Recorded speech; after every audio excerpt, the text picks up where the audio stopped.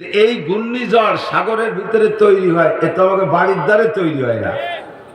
1 মাস আগে থেকে আবহাওয়াবিদরা সিগন্যাল দেয়, আর 1 মাস পরে ডিসেম্বর মাসের 16 তারিখে আসতেছে। আজকে 200 মাইল আসছে, কালকে আর 200 মাইল আসছে। এরপরে ধীরে ধীরে সিগন্যাল দিতে থাকে 1 নম্বর, 2 নম্বর, 3 নম্বর, 10 নম্বর। এরপরে রাডারে ধরতেছে না, যার যার কাঁচা টাচা বাঁধিয়ে রেডি হয়ে যাবে। কিরকম দিক যাবে, ঘর বাড়িতে কেলাফিন্ডে বাঁধানোর চেষ্টা করে। এই ঘূর্ণিঝড় 5000-7000 কিলোমিটার দক্ষিণে সাগরের ভিতরে তৈরি হলো, জলবায়ু উত্তপ্ত হয়ে তৈরি হলো। সারা দুনিয়ার নদ নদী, সাগর, খাল বিলের পানি সব দক্ষিণ দিক গড়ায়। এই ঘূর্ণিঝড়টা 10,000 কিলোমিটার দক্ষিণে তৈরি হইয়া এই উজ হইয়া আমাদের বাড়ির দিকে আসে। কে বাইটিতে অধিক চলে যাবে না, তো এদিক আসে কে? এটা জব দেন। জলবায়ু উত্তপ্ত হয়ে ঘূর্ণিঝড়ের সৃষ্টি হয়, কিন্তু ঘূর্ণিঝড় নিচের দিক না যায় উপরের দিক কেন আসে? বিজ্ঞানী বলো। ভূমিকম্প কেন হয়?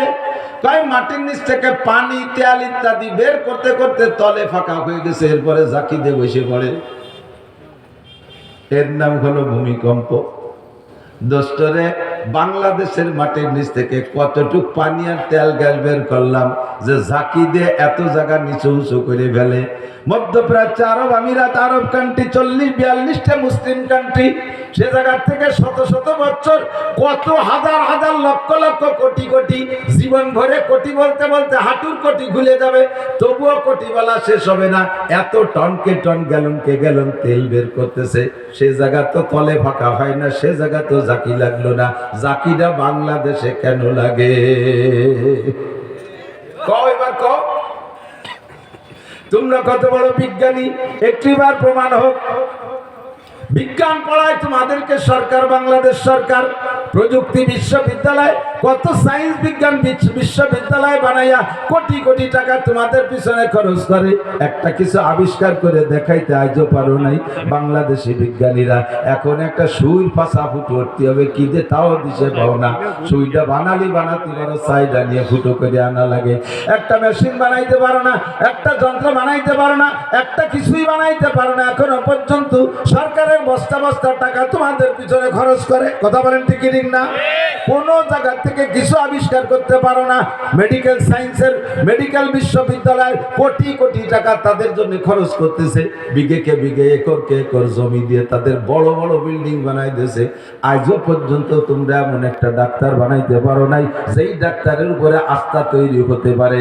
যেই সরকার এই মেডিকেল বিশ্ববিদ্যালয় বানাইয়া তোমাদের পিছনে কোটি কোটি টাকা খরচ করতেছে, সেই ডাক্তাররাও তোমাদের কাছ থেকে বড়ি খায় না, তোমাদের কাছ থেকে চিকিৎসা নেয় না। সেই রাজা বাদশারা, এমপি মন্ত্রীরা, সরকাররা তোমাদের কাছ থেকে ঔষধ খায় না। তাদের অসুস্থ হলে ভারতে চলে যায়, চেন্নাই, মাদ্রাজ, বোম্বে চলে যায়, সিঙ্গাপুর চলে যায়, বিদেশে চলে যায়। তোমাদের পিছনে লক্ষ লক্ষ কোটি কোটি টাকা খরচ করা সম্পূর্ণ বৃথা। কথা বলেন ঠিক না? প্লেয়ারদের পিছনে, খেলোয়াড়দের পিছনে ফুটবল, তারপরে বাড়ি কি কয় ক্রিকেট, এদের পিছনে কত টাকা খরচ করতেছে? কোটি কোটি টাকা খরচ করছে, একটা কিছু অর্জন করে এনে দিতে পারছে কোনোদিন? কথা বলেন। বিশ্বকাপ তো দূরের কথা, একটা বাংলা 4 কাপ হয়নি দিতে পারে। হ্যাঁ, একেবারে আমার চোখের সামনে আমি যাব চট্টগ্রাম, এয়ারপোর্টে ঢুকতেছি, এর মধ্যে দেখি বাংলাদেশের টাইগাররা যাইতেছে। একেবারে টাইগার গেট, ব্যাগেও বাংলাদেশের পতাকা, মাথায় একটা বান্দা, গেঞ্জিতি পতাকা, তারপরে সব জায়গায় পতাকা। যে পোশাক দেখা যায় সে জায়গায় পতাকা, যা না দেখা যায় হয়তো সে জায়গাও পতাকা, সব জায়গায় পতাকা নিয়ে তারা বিমানে যাইতেছে। আমি জিজ্ঞেস করলাম, এই সোনা লক্ষ্মী, তোমরা কোথায় যাও? কয়, হুজুর দোয়া করেন, আমরা যাইতেছি বাংলাদেশের টাইগার হরিণ শিকার করতে। কোন কোন জায়গা যাবো? কয়, সর্বপ্রথম যাবো শ্রীলঙ্কা, তারপরে যাব পাকিস্তানের, পরে যাব ভারত। 3 দেশে খেলতে যাচ্ছি, দোয়া করেন। আমি বললাম, জীবনে কোনোদিন তোদের জন্য দোয়া করি নাই, আজকে একটু দোয়া করলাম যেন তোরা জিতে আসতে পারিস। কয়, হুজুর খেলার পক্ষে দোয়া করলেন? খেলা না, ওরা যা পারে লাইচোলা তৈরি আসলে জিতে আসুক। কোন জায়গায় কিছুতে জিততে পারে না। দুর্নীতি করা কত সহজ কাজ না? এ দুর্নীতি কেউ ভাষ্ট হতে পারি না, তা তো বলে সেকেন্ড হয়েছে। কথা হলো কোনটায় ভাষ্ট হতে পারে না, সেকেন্ডায় আড়াই করে থেকে বেরো করে। আমি বললাম তোরা যা কয়দিন খেলবি, কয় 7 দিন। 7 দিন পরে যে আমি বিভিন্ন পত্রিকা, বিবার পত্রিকায় খবর নিচ্ছি, এরা গেল তো সাজে যে 10-20 জন এমপি মন্ত্রীরা তাদেরকে বিদায় ঘোষণা জানাইলি এয়ারপোর্টে আইসা, কিন্তু 7 দিন চলে যায়, 10 দিন চলে যায়, 15 দিন চলে যায়, তাদের আসার খবর শুনতে পারলাম না।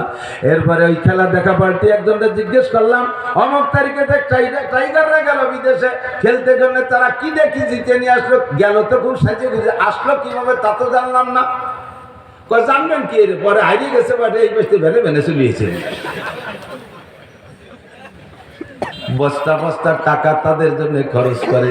আমি চ্যালেঞ্জ করে বলতে পারি, গর্ব করে বলতে পারি, আমার কওমি মাদ্রাসার ছাত্রদের পিছনে, খেলার পিছনে যদি সরকার সরঞ্জাম দেয়, খেলার পিছনে যদি সরঞ্জাম দেয়, তাহলে ইনশাআল্লাহ এরা বিদেশে যাইয়া ওখান থেকে তারা বিশ্বকাপ জীবনে একবার হলে এনে দেখাইতে পারবে। কতক্ষণ? তার হাজারো প্রমাণ। সারা পৃথিবীর যত আলেম আছে, তার মধ্যে হাদিসের উপরে সবচাইতে সারা পৃথিবীর সবচেয়ে বড় আলেম বাংলাদেশের সন্তান হযরত মাওলানা আব্দুল মালিক সাহেব।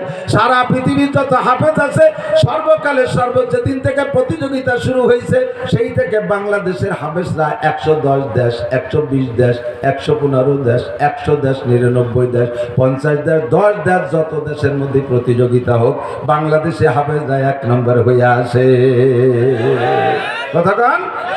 আমরা সায়েন্স পড়ি না, বিজ্ঞান পড়ি না, তারপর আমরা 76 কেজি বোমা বানাতে পারি। বুঝছেন না? 76 কেজি বোমা হুজুররা বানাইছে, তোমরা কি কচু বানাইছো? তোমরা যে চুল ছোটাইতে একটা টুল্লাও বানাতে দিতে পারো না। বিজ্ঞানী হইছে, এদের পিছনে সরকার পয়সা খরচ করে একেবারে জলে কি বলা হয়, সাইতে পানি ডালা ছাড়া আর কিছু না। কথা বলেন? আল্লাহর রহমতে এদিকে আসেন, বিজ্ঞানী ছিল হযরত মাওলানা আব্দুর রাজ্জাক সাহেব, সদস্য হুজুর রহমাতুল্লাহের খলিফা, বাংলাদেশ খাদেমুল ইসলাম জামাতের জেনারেল সেক্রেটারি। উনি বাংলাদেশি বিজ্ঞানীদেরকে মানে তামাশা করে বলতেন। সুটপু আমাদের সরওয়াজে আমার মনে আছে, গেছি ওয়াজ শুনতে, আল্লাহু আকবার। ওনার বয়ান এমন রসালু, এরকম কাটা কাটা বয়ান করতেন, সুটলু ছিল না। ওনার বয়ান শোনার জন্য নানুপুরি হুজুর, যশোরের হুজুর, কাশিয়ানি হুজুর, গড়ডাঙ্গার মোহতাম সাহেব রুমে বসা ছিল, সব স্টেজে চলিয়েছে। আইসে এই কয়গুলো ওনার সাথে বয়ান শুনতে শুনতে হাসতে হাসতে কান্দি দিতেছে, চোখ দিয়ে পানি হয়। আমরা ওনার দিক থেকে হাসতেছি, যে মাঠের মধ্যে সবাই কিছুক্ষণ পরে ওনার দিক না তাকাই হাসছে, হাসতেছে সবাই, কিন্তু মাঠের মধ্যে তাকাই হাসতেছে। ঘটনা কি? পরে একটু আগায় যেতে যে সত্যি ওনার ওয়াজ শুনতে শুনতে একজন হাসি দিয়ে ঘুমাই রয়েছে, মানে তার ওই মুখ বন্ধ মনে নেই, ওদিকে ঘুম এসে গেছে। এমন রচালু বয়ান। উনি কইতে যে বাংলাদেশি বিজ্ঞানী, সুবহানাল্লাহ, বিজ্ঞানী আমাকে পাইছিও, হুজুরকে বিজ্ঞানী আমাকে পাইছো, ওরে কপাল, এইভাবে কইতেন। নারকেল গাছে উঠলো, কাঁচা দিয়ে যাই, সেই জায়গাতে শূন্য নারকেল একটা পারলো, পাড়িয়ে তাই শুলিয়ে তার বের মতাইলে হুটো হয়ে দিয়ে ওই উপর যে কোরআনি ডুয়ে দিয়ে ভিতরের নারকেল সব বেরোয়, পানিও খালো, নারকেলও খালো। এরপরে বাঁশের এরম একখান চাইছে তার মাথার মধ্যে ডুয়েলো, এরপরে সেই নারকেলের ফাঁসরে হুটো দিয়ে তার মধ্যে পানি ডুয়েছে, উপরে মাটি দিয়ে কলকিয়ারটা বানাই দিয়ে তার উপরে বসাই দিয়ে ওর মধ্যে তামুক খানিক মাহাইয়া, এরপরে ওই জায়গায় আগুন ধরাই দিয়ে সেই নারকেলের ফাঁসরে যে ফুটো, ওই জায়গায় দিয়ে চুমো দিচ্ছে এমন বেগে, চুমো দিয়ে দিয়ে ধুমো প্যাটের মধ্যে নিয়ে নাক দিয়ে গাল দিয়ে ফাঁসা দিয়ে এদিক সেদিক দিয়ে পারে। বিজ্ঞানী আমাকে পাইছিও। তোমার কাছে জিজ্ঞাসা করলে বিজ্ঞানী আমাকে পাইছো, ভূমিকম্প হয় কেন এই বলবা, ঘূর্ণিঝড় হয় কেন ওই বলবা, করোনা হয় কেন এটা আরেকটা বলবা, মূল কারণ কোথায় সে জায়গা কেউ হাত আজও দিতে পারো নাই। কথা বলেন ঠিক না? মূল কারণ হলো আল্লাহ পাক রব্বুল আলামিন বলেন, যাহারাল ফাসাদু ফিল বাররি ওয়াল বাহরি বিমা কাসাবাত আইদিন নাস।